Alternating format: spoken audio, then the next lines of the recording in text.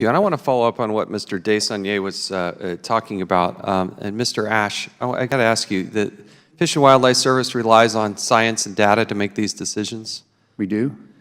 And who pays for the science and data?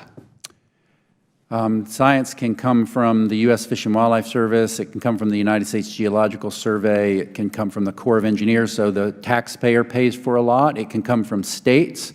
But ultimately, it's all paid for by taxpayers, correct? Not all of it. Much of it comes from industry. So we rely on industry in many respects for science. We rely on NGOs for science. And does the Fish and Wildlife Service do all these studies and science themselves, or you rely on contractors and, as you said, industry as well? All of the above. Is all of that science and data released to the public? All of the science that we use in making our decisions is available to the public. When? Like when in the process do you make that science and data available to the public?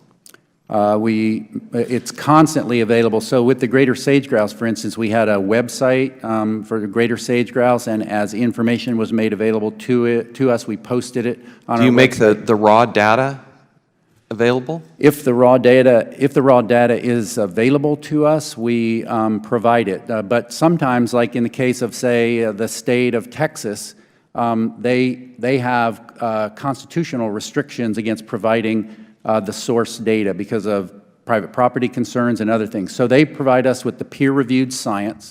But anything that you generate, you believe is available to the public and the scientists prior to you making a recommendation on a rule? Or? We do, yes. If we all of it? All of it. Let me ask you about the move to push the Mexican wolf outside of its previous habitats, its historic range, if you will. Do you anticipate that the geographic area being different for that historic range for the Mexican wolf? You published, I'm not following. Fish and Wildlife Service has this map here, and it shows the historic range for the Mexican wolf. It doesn't include Utah. To be right to the point, we're scared to death that you're going to push forward a rule that says we're going to make the Mexican wolf and push it up into Utah. Is that the goal? Is that the intention? No. In fact, our current 10J rule for Mexican wolf says that if wolves go north of I-40, that we will capture them. I-40 in Arizona? I-40 in Arizona and New Mexico. Yeah, New Mexico. Do you believe you have the authority to reestablish a species outside their historical range? Historical range is a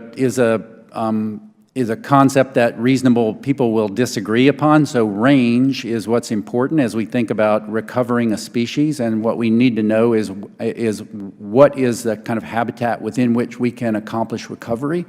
And so we look at range, and historical range is important context for all of our decisions. But what's important in thinking about recovery is where can the species exist, and where do the habitat conditions exist. And so that's what is relevant to us as we build a recovery plan for a species like Mexican wolf. So it's your goal and intention that any Mexican wolf that goes north of I-40, you will recapture and bring back to where? South of I-40 to the recovery zone, and that is the current rule and the current practice that we're following while we work with the states of New Mexico, Arizona, Colorado, and Utah on a recovery plan. We've agreed with the 4 states that in building that recovery plan, we will start first with a habitat analysis, looking at Mexico and southern Arizona and New Mexico, what you call historical range, and that we will look at the habitat and determine if that habitat can support recovery. If it can, then we will give that a chance to work with Mexico and in southern New Mexico. I just want to be crystal clear Arizona. that you have no intention of trying to push the Mexican wolf up into Utah, because based on figure 1.1 in the documents you have, there is no Utah on this map, and I want to make sure that's still the case. Madam Chair, thank you, and I yield back. Thanks, sir. I thank the gentleman.